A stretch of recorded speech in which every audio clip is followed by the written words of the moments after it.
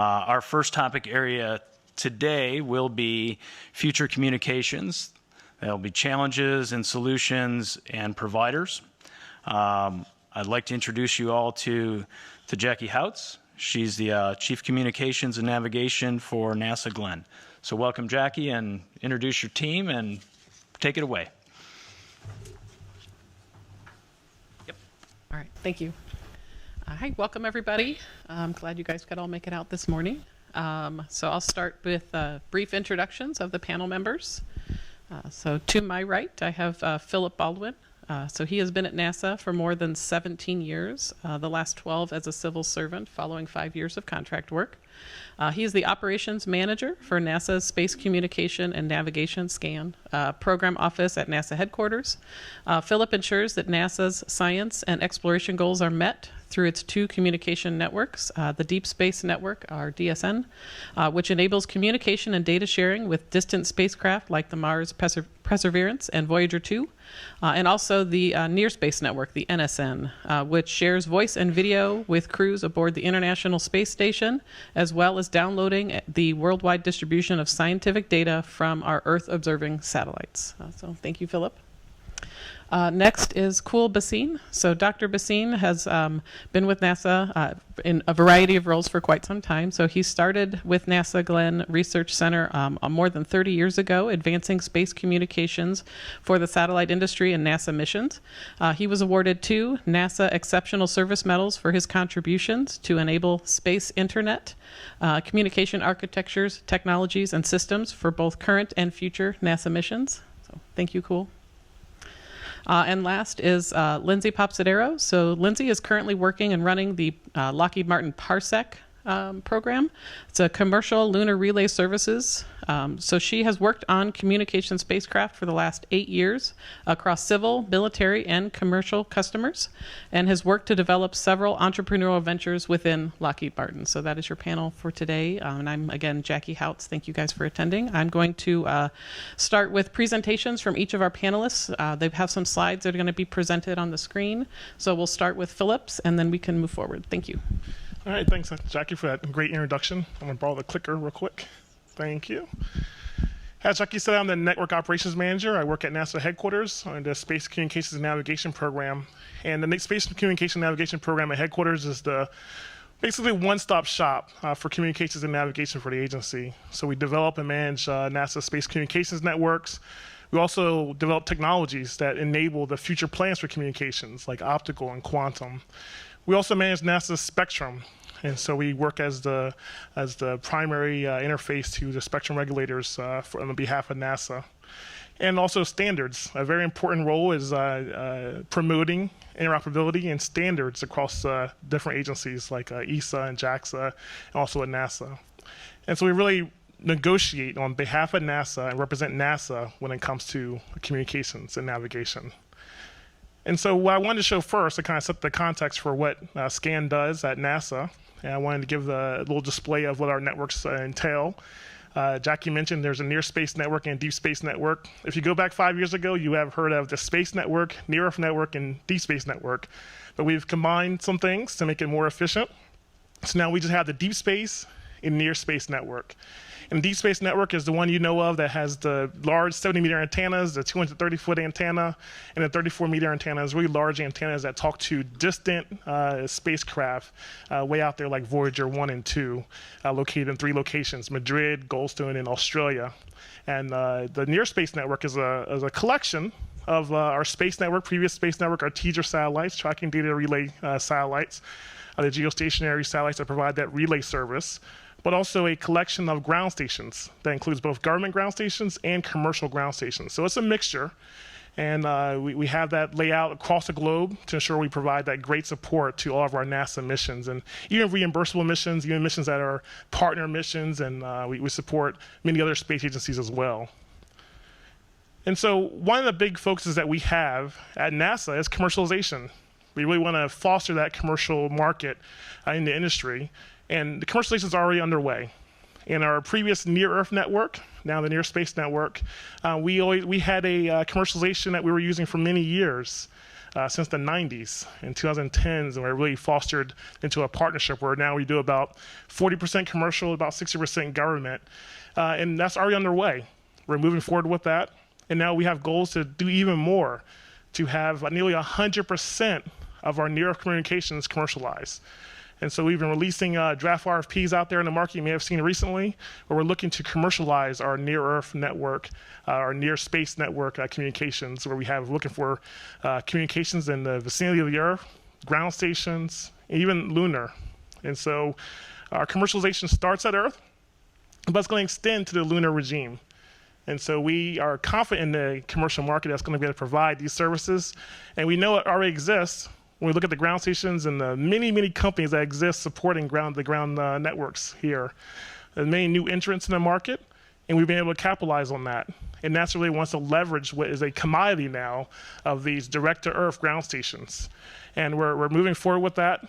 Like I said, we want to do 100%, nearly 100%. We know we'll probably have some capability remaining in the NASA side, but we can leverage that market and really provide a great, efficient, and cost-effective usage of these antennas. And so commercialization is underway, fully heading that direction. If you look at the diagram here, you'll see that there's a market that exists, but there's also areas that doesn't exist.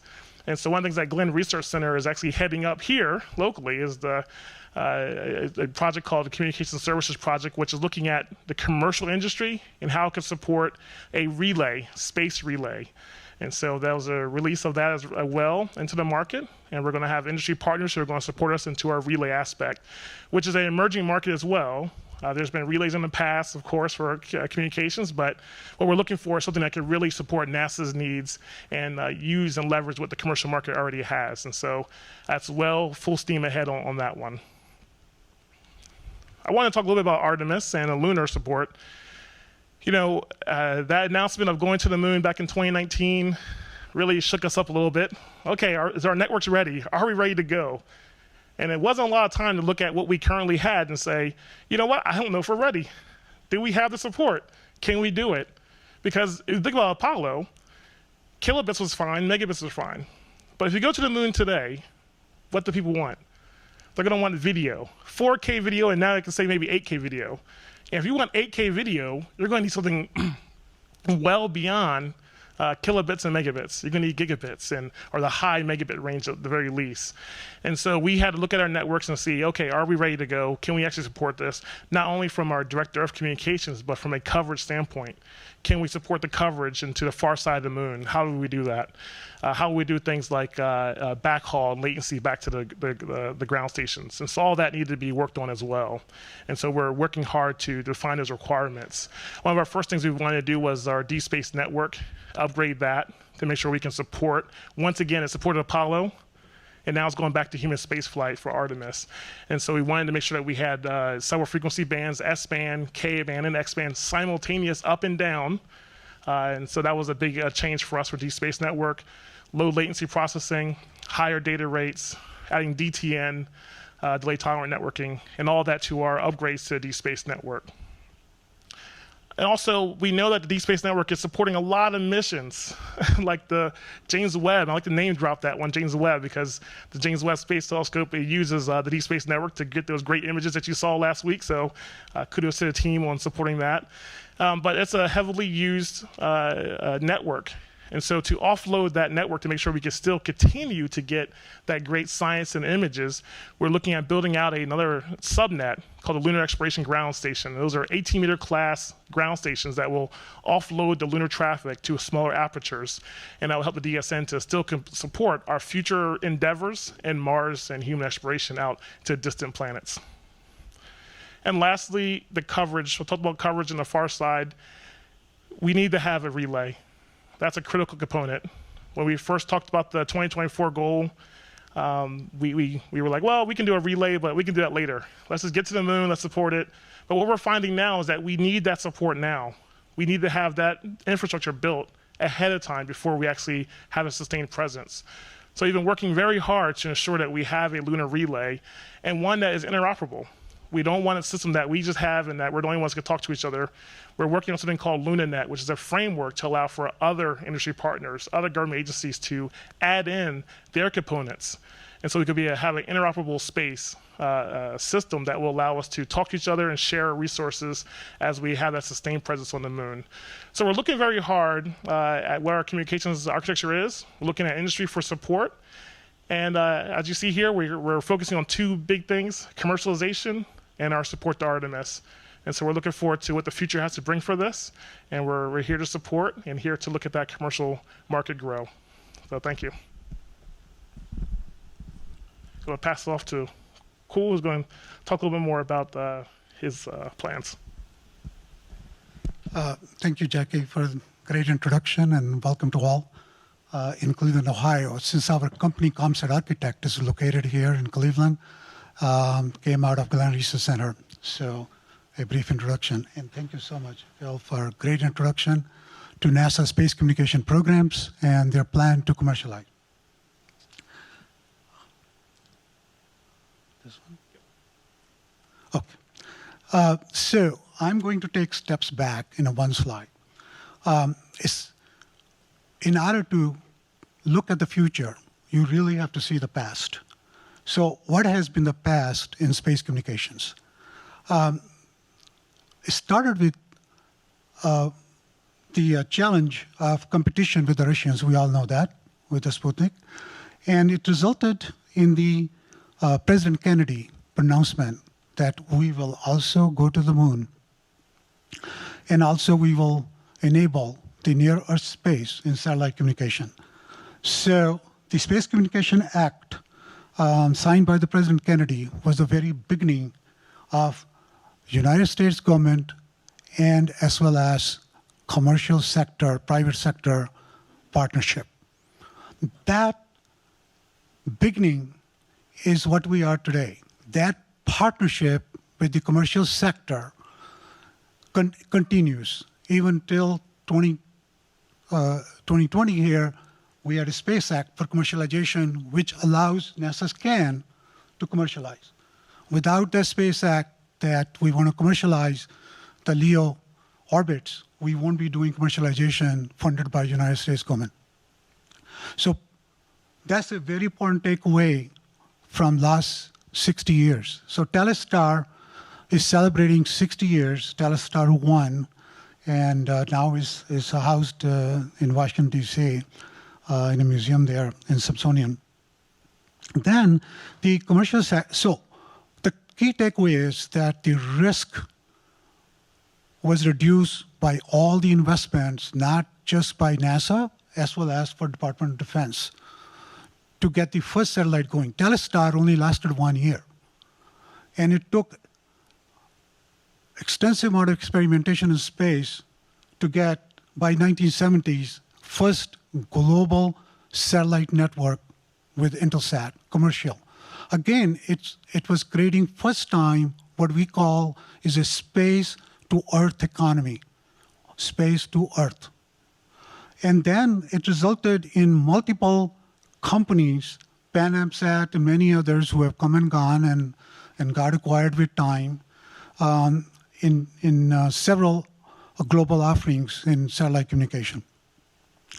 The final thing was really needed was to reduce the latency and provide telephony.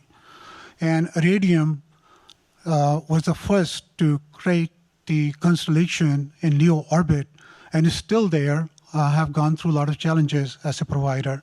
So Iridium, then it led to now a 300 billion, more than 300 billion economy, and 80–90% of that economy of space to Earth is in satellite communication.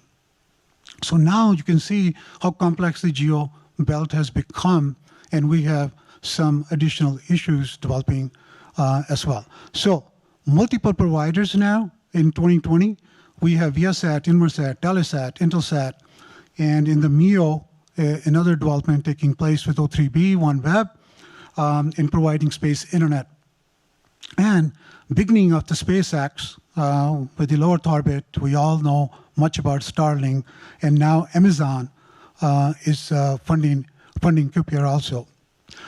So simultaneously, you see that the Satellite Communication Act followed with resulted in a lot of experiments, and then NASA TDRS was the first space-to-space linking, first one. NASA TDRS is a unique contribution in NASA. There's no other country and no one else yet has achieved that. And that's what Phil is talking about, that we are challenging the commercial sector in NASA, and that's where Comsat Architect is heavily involved at Glenn Research Center in Space Communication Services Program, which Phil alluded to. So TDRS, NASA has decided that by 2030, it will be declining, and that's where the commercialization comes in. NASA X satellite from Glenn Research Center enabled the K-band. Glenn has made significant contributions in enable the commercial sector first, and after 2001 or so, they were chartered by Congress to support NASA communication and no more commercial. And so enabling technologies, the internet, the low-cost launch vehicles, miniaturization, one of the major contributions by NASA Glenn Research Center is high-power traveling wave tubes. When I started there, it used to be 10-watt tube. And in the technology programs, under my many projects, we went to 200 watts to enable high data rate communications to Earth from deep space and near Earth as well. K-band technology spearheaded NASA Glenn, and they also went to TDRS and created the Viasat, Inmarsat, Telesat in the commercial sector to provide services at a high bandwidth, high data rate, and space internet. So many technologies have played role to get us to where we are today. So takeaway here is that all the technologies and activities were creating the spacecraft, satellites we call it, and the relay systems and the commercial services. Let's go to the next one, please. Thank you. Thank you, Phil. Thank you, Phil. So future commercialization of space. There are two things I picked up, just two slides. One is, what is the commercialization of space? That's one thing we look at future. And the second one is the leveraging the future communication services for civil space. So there are two things happening. So for the commercialization of space, the Space Act, which I just talked about by Congress, is playing a very critical role. We all know that the first space-to-space economy is created by SpaceX. Very historical activity, which has really opened up space-to-space economy, and that is the future, from space to Earth to space economy now. So what is the challenge for communication in this case? Providing commercialization services for the commercial space, and commercial space is commercial space station from Axiom. You know they are making great inroads. Imaging constellation, Planet Lab, and many others company, Capella Space, and there are several others in the marketplace. And they're providing imaging satellites, and they have just helped the war in Ukraine. You all know that. And then emerging is the commercial activities in the Lunar.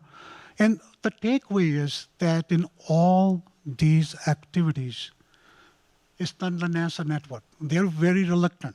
They do not even want to offer DSN for any one of these new activities. They are asking all these space-to-space economy companies to provide their own space communication. And that is the big challenge for the commercial communication sector. The first company to come out in the low Earth orbit is the Inmarsat.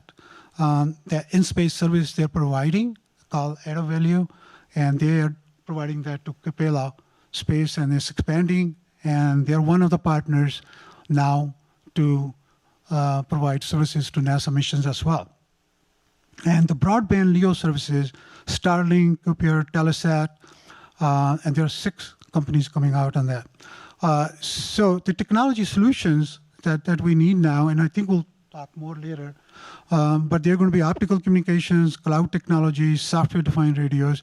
Software-defined radios with advanced computing is the cornerstone of future communications in the commercialization of space, and as well as taking NASA to space as well, along with optical, to provide our data rate.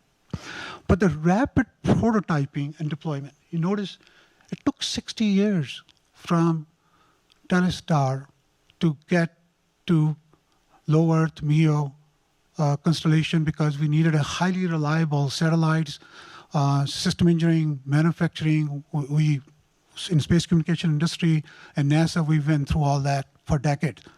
But now, what SpaceX and many of the companies is happening as we speak, a very rapid prototyping with more advanced smart manufacturing and smart technology, and communication industry has to respond in the same manner to them.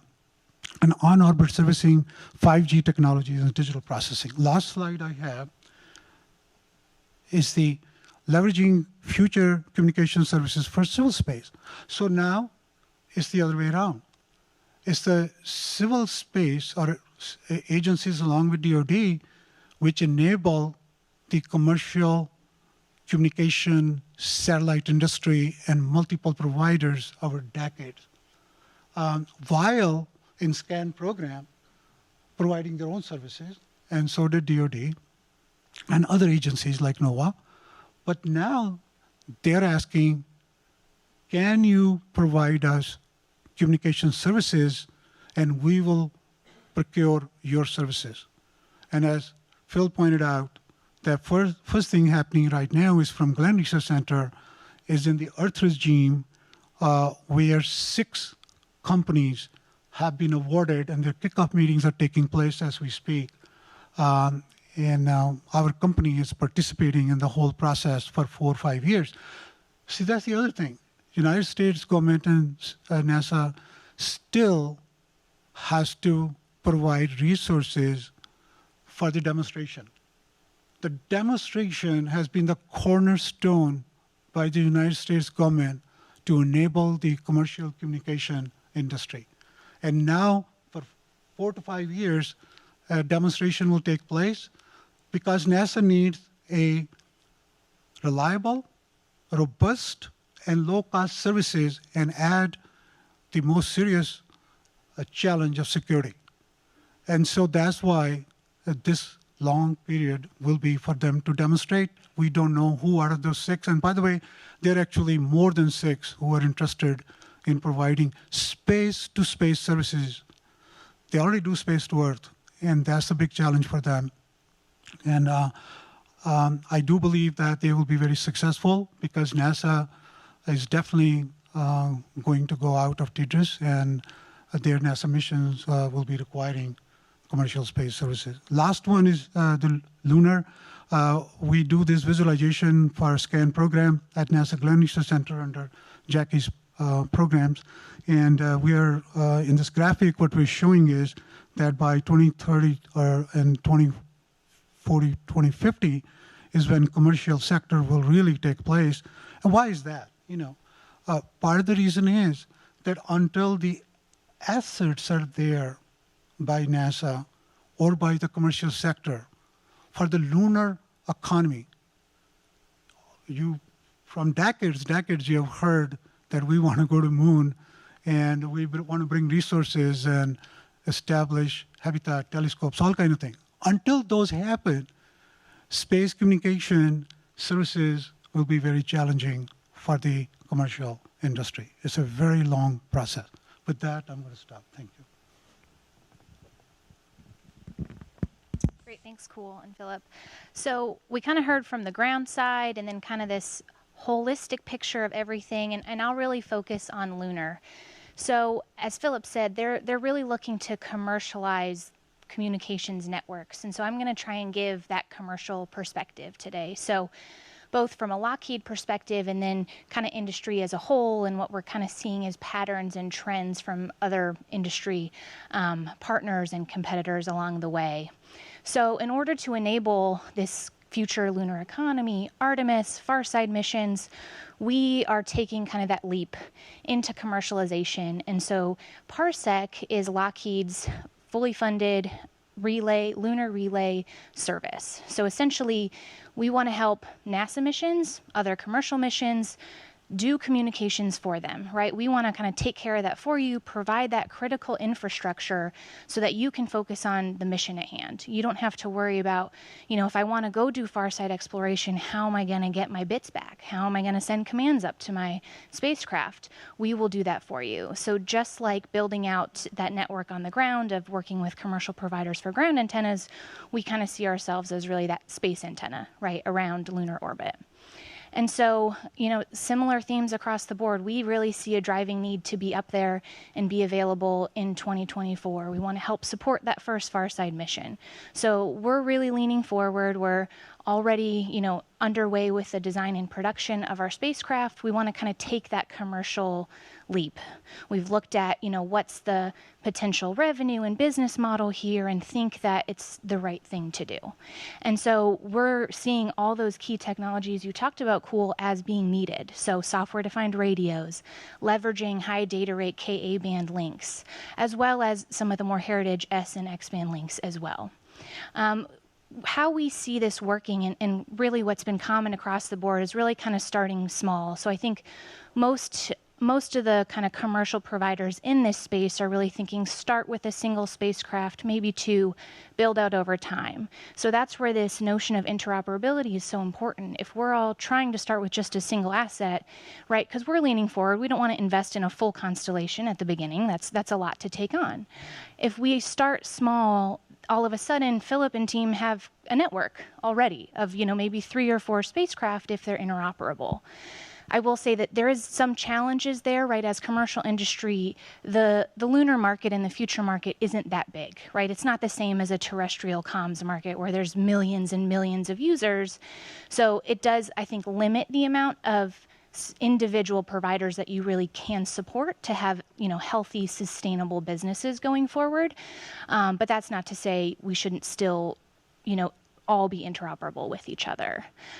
Where we see kind of the needs growing is, right, we'll start with the relay because I think that's kind of the easiest, but we really see this development of a surface network in the future. And so this is leveraging those 5G technologies and kind of smart city concepts that we're developing on Earth, and how do we apply those to the moon, right? We don't want the kind of backhaul, that bent pipe back to Earth, to be the hardest link. We think if we can start to leverage local networks, Wi-Fi connections, 5G connections of assets on the surface, how can we enable more local autonomy and more decision-making on the surface?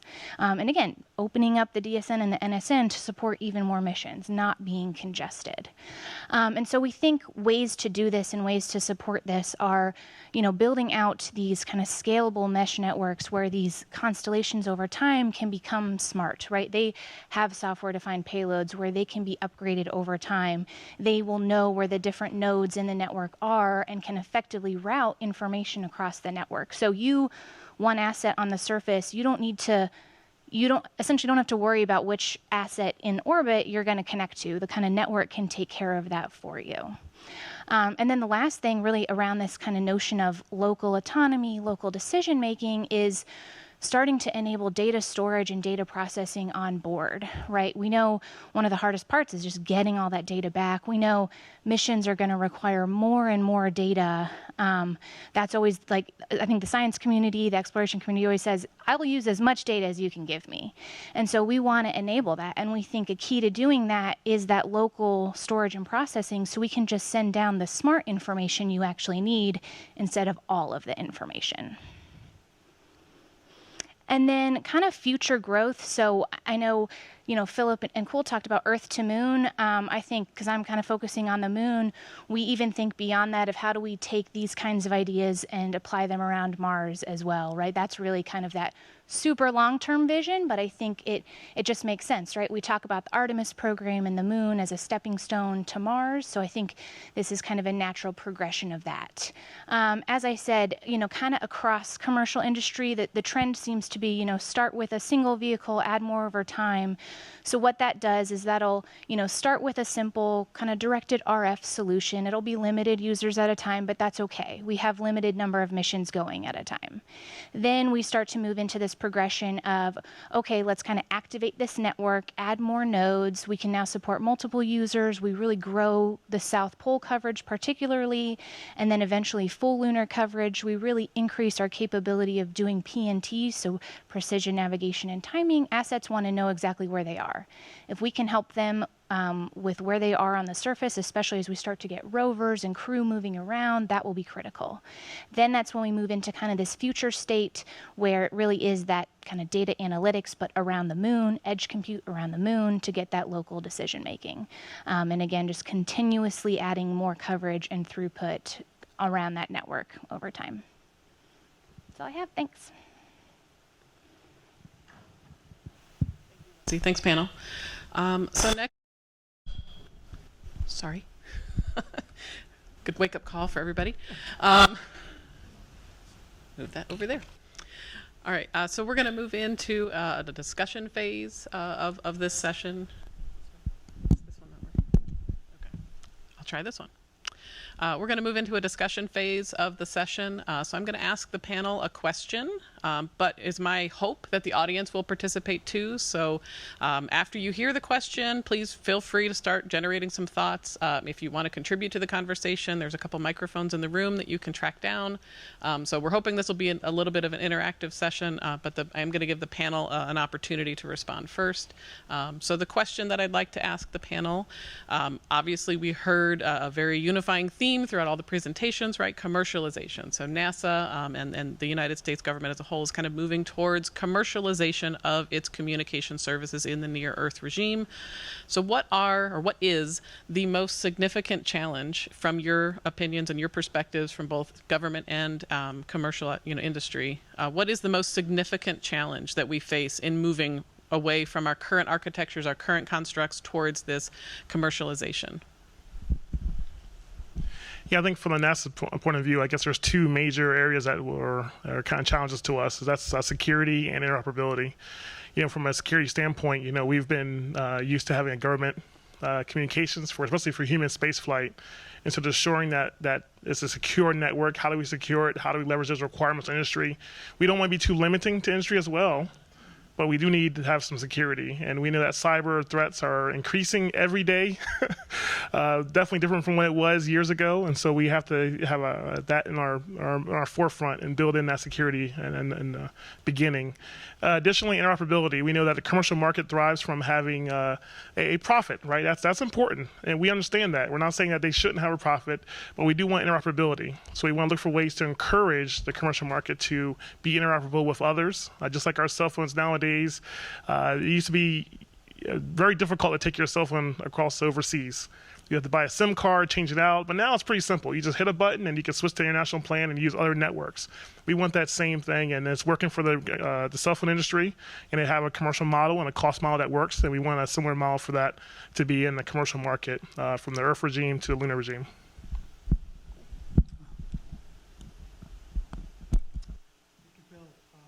Highlighting the two most important from NASA perspective, I will highlight the challenges from the commercial industry perspective. Number one for them right now, after security and interoperability, is the spectrum availability. Because right now, as you know, that NASA uses the research spectrum in all the frequency you mentioned, SK, K and K, and then going further, and where the commercial industry right now cannot use those frequencies. Their allocation of frequencies are only for commercial use.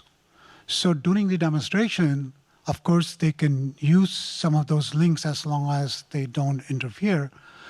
However, later, they will need access to NASA spectrum. So that is a big challenge, and there's a number. I think Jacki has the best. She was in the spectrum area. She knows more than I know in spectrum that how difficult it is to work that through.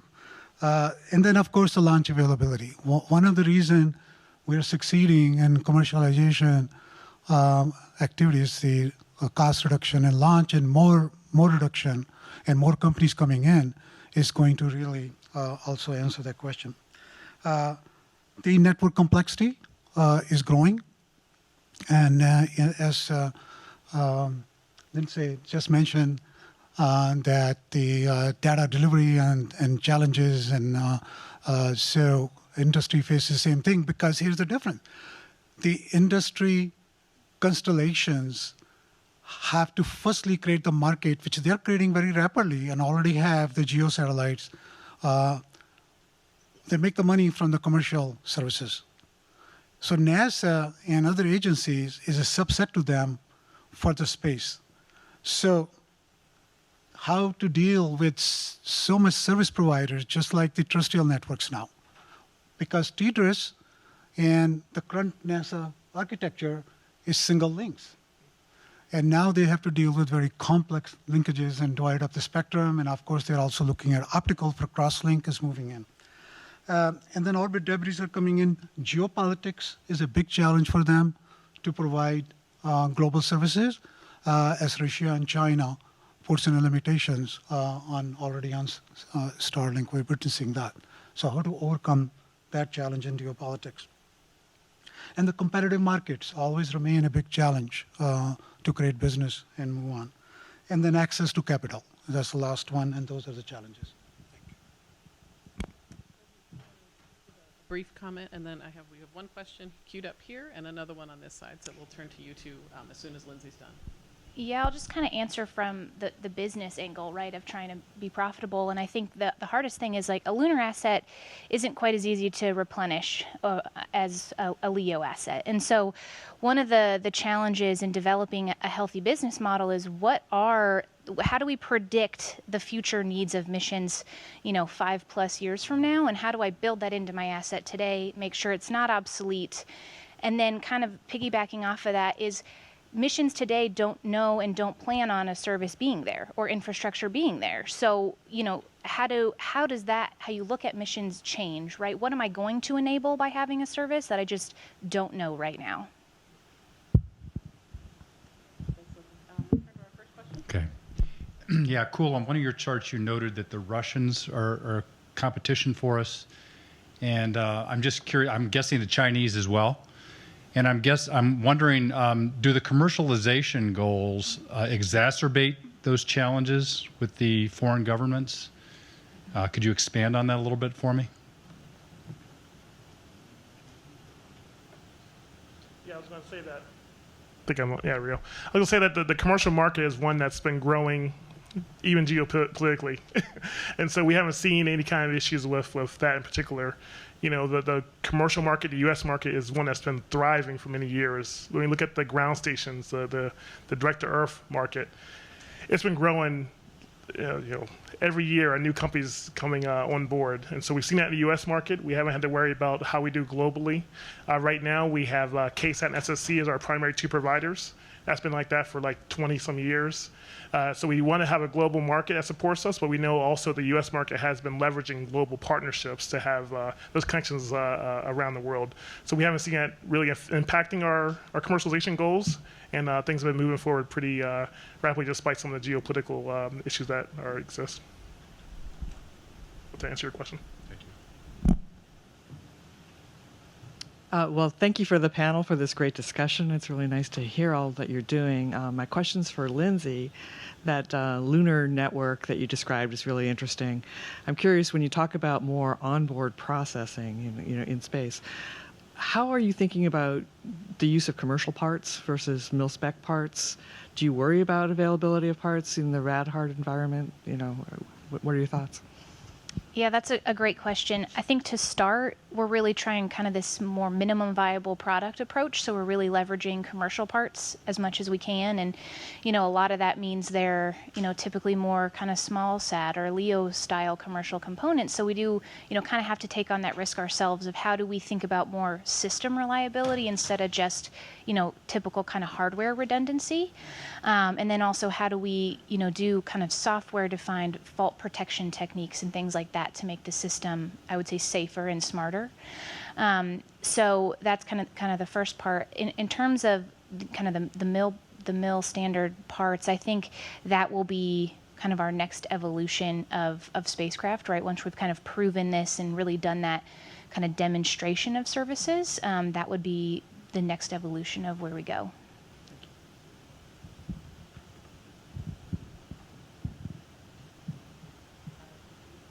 Do you, Time check. I have more questions queued up for the panel, but I'm not sure where we're at. oh. Do you have time for one more from the floor? Yeah, just a quick question. On the chart, international community's done a great job of managing geo, spatially and spectrum. But then when you show that chart of this cloud of low Earth orbit constellations, how is that, the management of that going? It seems like it's getting pretty crowded. I joked with one of the launch service providers, how are you going to steer through all that cloud of satellites? I was kind of only half joking. That's got to be getting to a critical point, is it not?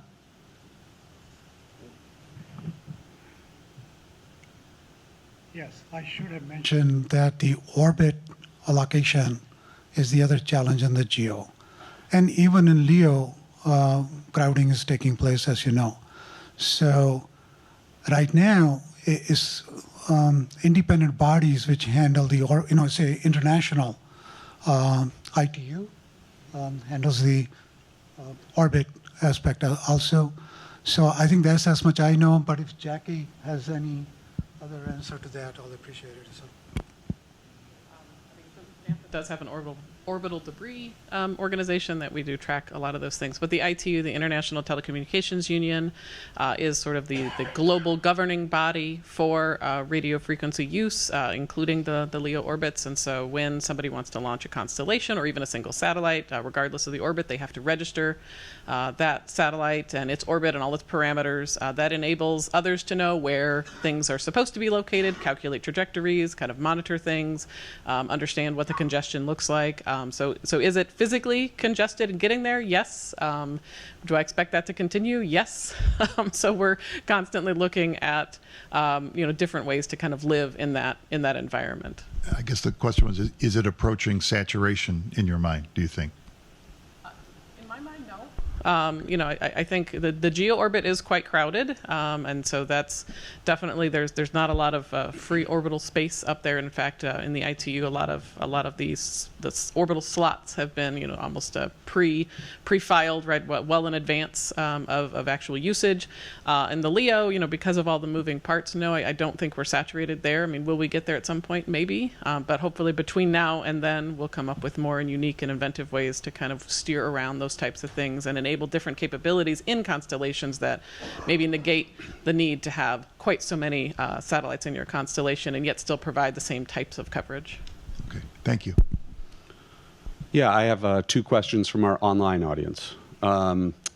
This one is from Laura Cummings. Will NASA push NTIA to defederalize research and operations in some various spectrums as TDRSS is taken offline? So that the commercial can use those bands? And will other members of NTIA, like DoD, support any liberalization of the spectrum?